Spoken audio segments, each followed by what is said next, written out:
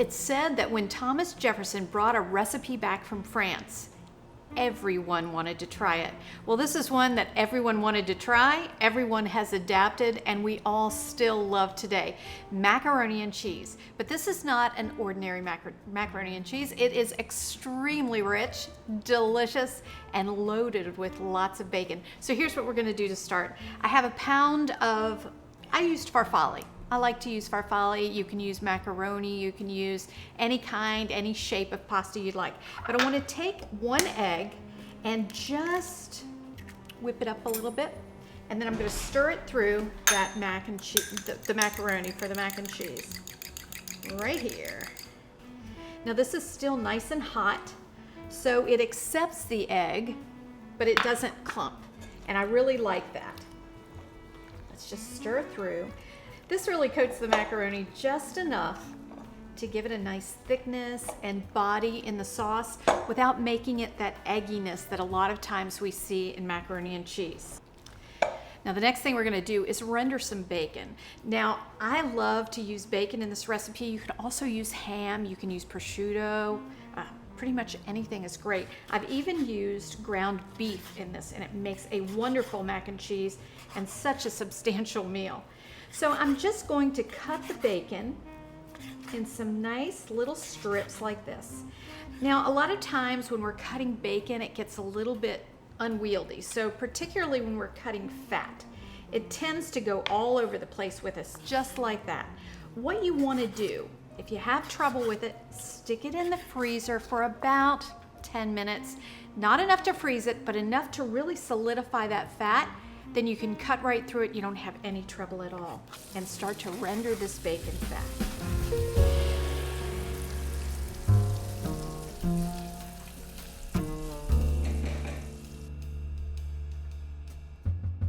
So I've rendered about my ½ pound of bacon, and it's nice and crispy. Now the next thing I want to do is add some onion, and I use about a cup of onion.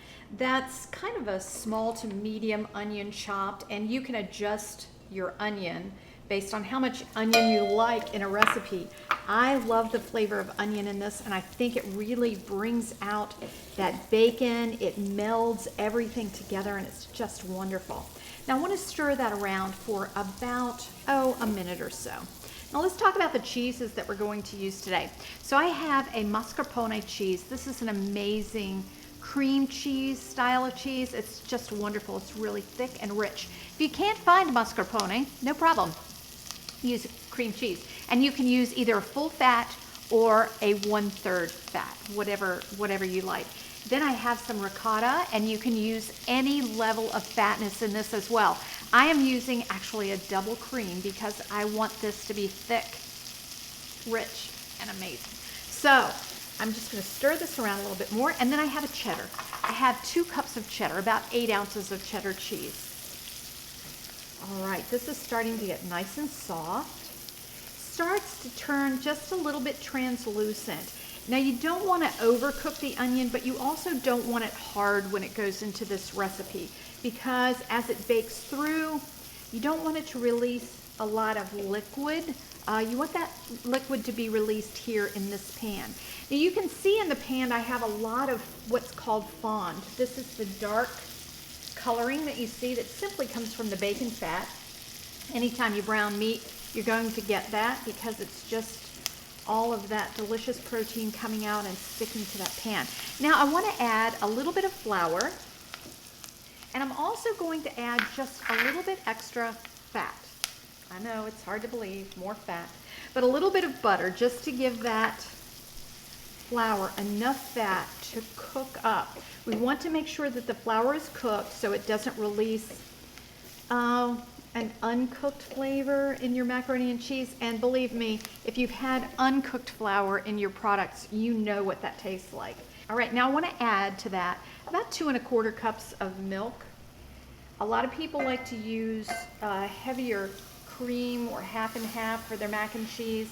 I like to just use milk, and frankly, a lot of times I'll use skim milk to cut down on the fat because I want the fat from the cheeses, but not necessarily from a cream.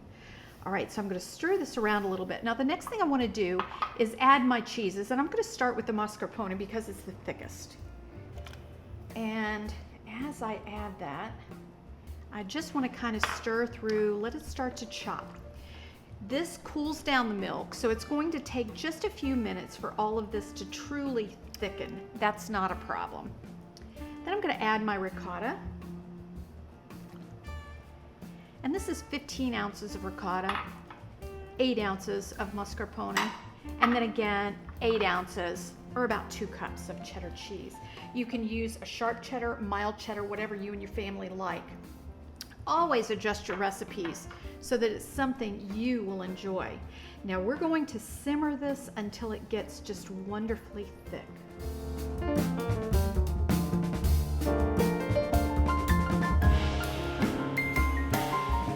Now I'll tell you, I love this macaroni because it is so creamy and rich.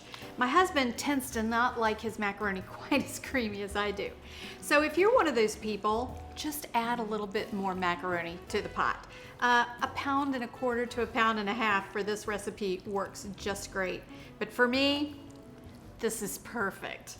All right, so the next thing we're gonna do is make a little topping for this, and I just use a cornflake topping.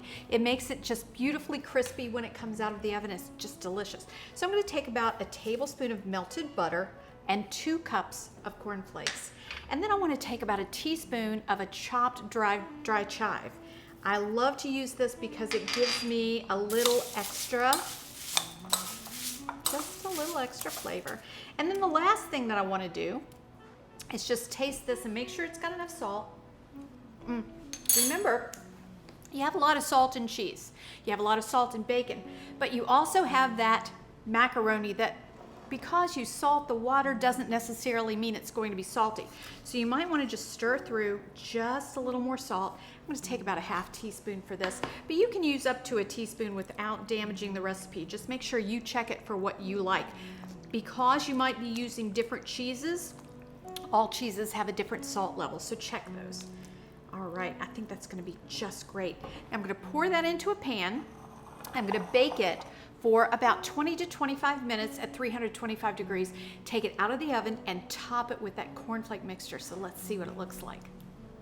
Now with this mac and cheese, because of the richness, I wanted something that would really cut through that, something that had a nice bright sparkle to it. So I chose this pollock. This is a wonderful Viognier. It has hints of a creaminess and apricot on the palate. It's just wonderful. Fantastic with this mac and cheese.